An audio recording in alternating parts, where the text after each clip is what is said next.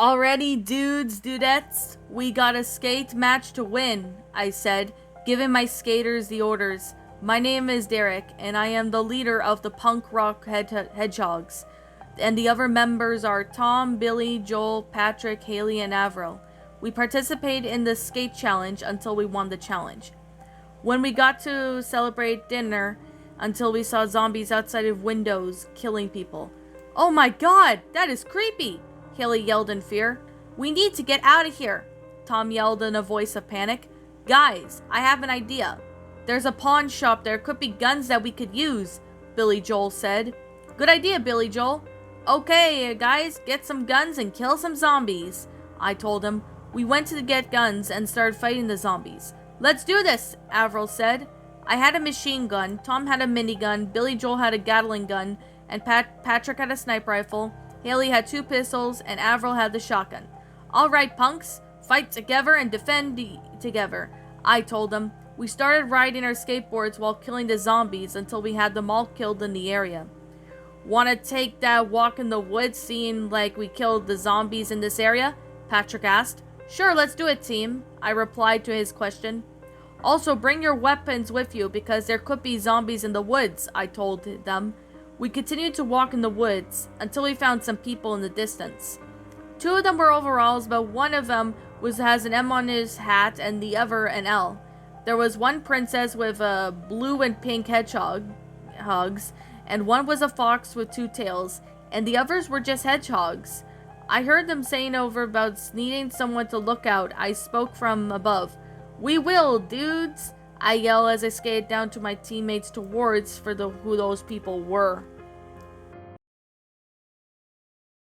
And that, my little pretties, was Mario and Sonic Return to the Dead House, the punk rock Hedgehogs.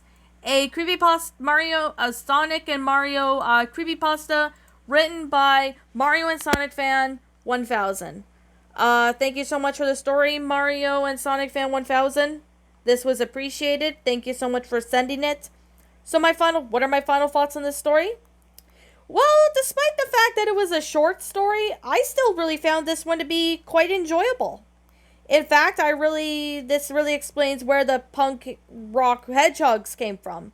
Now, I think I can imagine them being kind of like gangsters or something. It's not really described on what they look like, but I think that's how they dressed up as, or that's how they're dressed, but I really don't know because only Mario and Sonic Fan could probably tell me. If he were to, or she, well, I bet it's a he. I'm not trying to assume genders here. But it's been a long time since I read one of his stories, or her stories for that matter. It's been quite a long time since I last sat there and read one of their stories. So I'm going to sit there and, do this.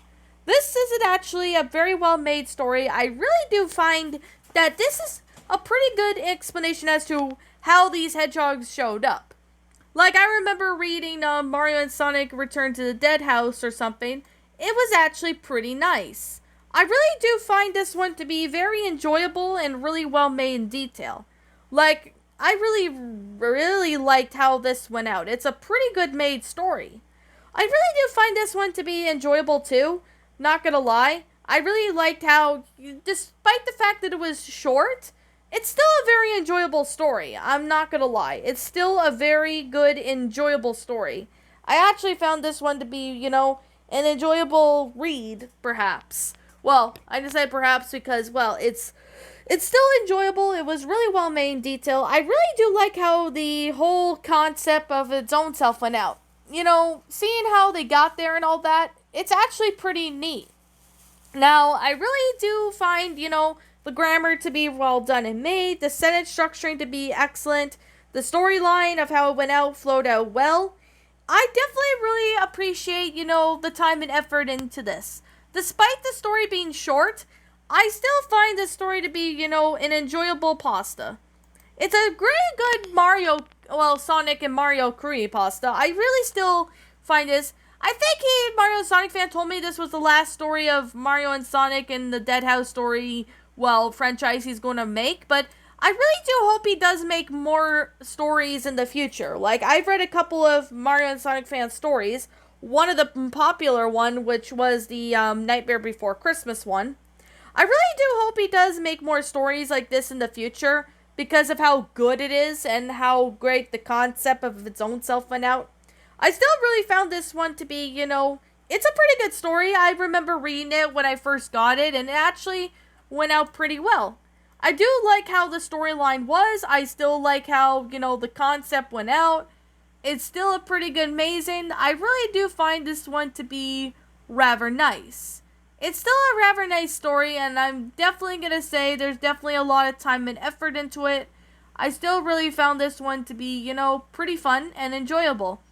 So, I guess with that being the case, that being said, I'm just going to sit up here and, kind of wrap up the review because there's nothing really much to say. But although I am going to sit here and say this right now, and like I'm always going to continue to say this. Now, to be completely honest, this is just simply my own personal opinion, and if you happen to disagree with me, that is fine too. We're all entitled to our own opinions in regards to these, creepypastas. And I'm gonna sit here and say, I know this is like not a really long review. I just, thought, I just go out of my way and, do this review. I really do hope to read more stories from you, Mario and Sonic fans, so if you do have any more stories that you've wrote you would like me to narrate, feel free to leave them in the comments below on my community tab, or latest uploads, or even this one if you have any opportunity to see it. So, I guess, there's nothing I can't say that I don't like about this story. I can't seem to find it. But I would wish that, there's maybe a little longer. Like, maybe, even if it's a 3-minute long story, even though if this story is, turns out to be 3 minutes, if it was a little longer. But it's still a pretty good story. Nothing I can say that would change it. Like, I can't say anything that I would change it. I can't, say it because it's still pretty good the way it is. But I guess with that being the case, that being said, I'm going to sit there and wrap up the review. Now, like I'm going to say before, and like I always continue to say, this is just simply my own personal opinion, and if you happen to disagree with me, that's fine too.